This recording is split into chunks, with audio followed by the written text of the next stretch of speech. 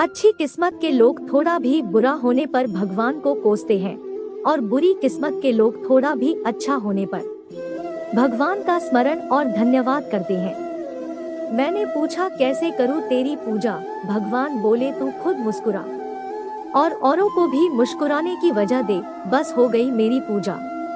बुरे कर्म करने नहीं पड़ते हो जाते हैं और अच्छे कर्म होते नहीं करने पड़ते हैं। जो दूसरों की तकलीफों को समझते हैं, जिनमें दया है, दिल से अच्छे हैं, उन्हें दोबारा जन्म लेना नहीं पड़ता।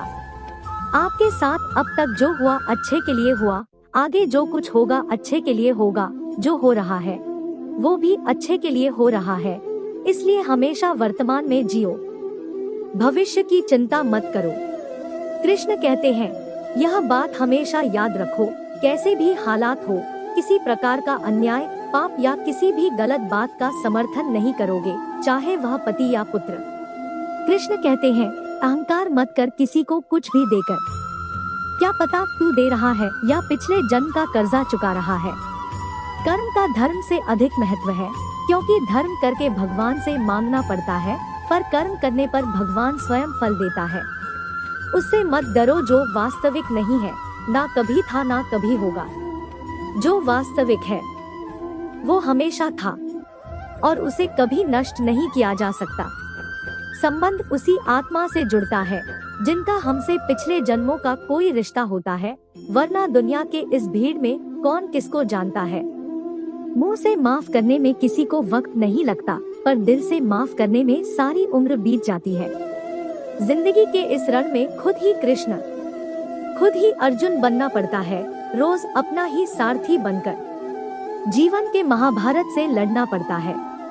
खाली हाथ आए खाली हाथ वापस चले जाओगे, आज तुम्हारा है कल किसी और का था, परसों किसी और का होगा। तुम जिसे अपना समझकर मगन हो रहे हो, बस यही प्रसन्नता तुम्हारे दुखों का कारण है। कृष्ण जी कहते हैं, जिस व्यक्ति को आपकी कदर नहीं, उसके साथ खड़े रहने से अच्छा है आप अकेले खड़े रहे। जिंदगी में सदैव अवसरों का आनंद लेना चाहिए, लेकिन किसी के भरोसे को तोड़कर नहीं। जिंदगी में कुछ फैसले बहुत सख्त होते हैं और यही फैसले जिंदगी का रुख बदल देते हैं। कृष्ण कहते हैं, जब जब संसार में धर्म की हानि होगी, अधर्म की विजय, तब मैं इस पृथ्वी पर अवतार लूंगा।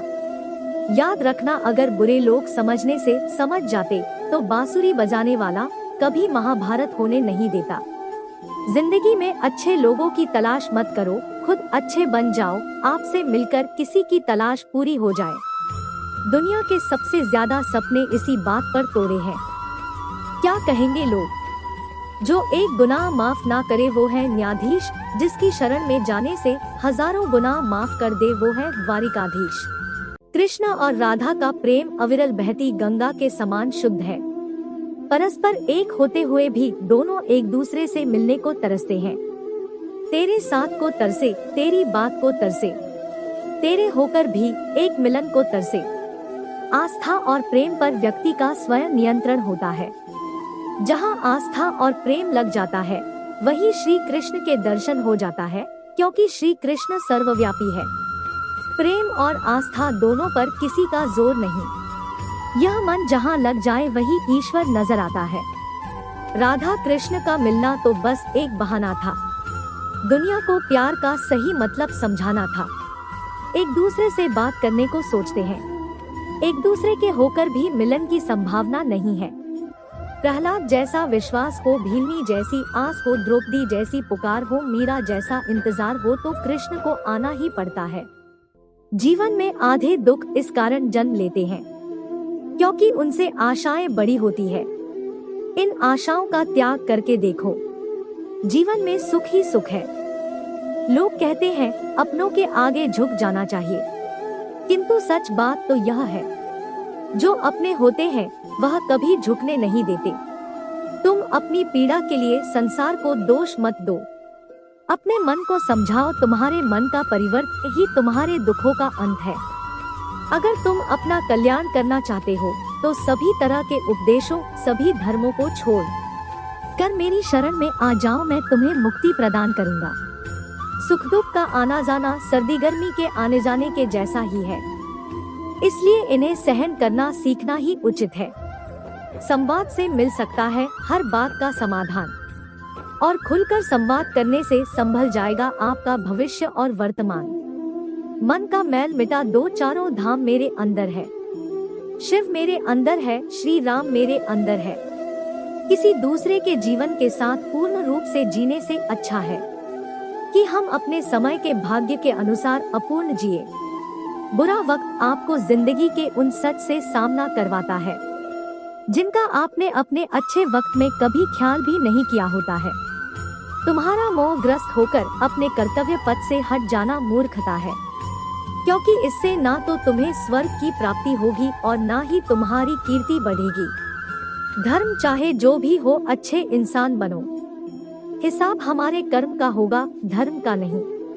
संसार का यही नियम है, जहाँ संयोग है वहाँ वियोग भी तो है। कल तक जो हमारा था वह आज सिर्फ मेरा है। मेरे जीवन में तेरा नाम बस एक अंधेरा है। ईश्वर किसी का नहीं, अपितु सर्वत्र ईश्वर का है। सदैव संदेह करने वाले व्यक्ति के लिए प्रसन्नता ना इस लोक में है ना ही कहीं और। सत्य हमेशा पानी में तेल की एक बूंद के समान होता है। कितना भी असत्य का पानी डाले वह हमेशा ऊपर ही तैरता है। जैसा दर्पण धूल से अस्पष्ट होता है, वैसे ही क्रोध से बुद्धि अस्पष्ट होती है, जो एक क्षण में बदल जाए, एक क्षण में भंग हो जाए। वह प्रेम नहीं, लोभ होता है।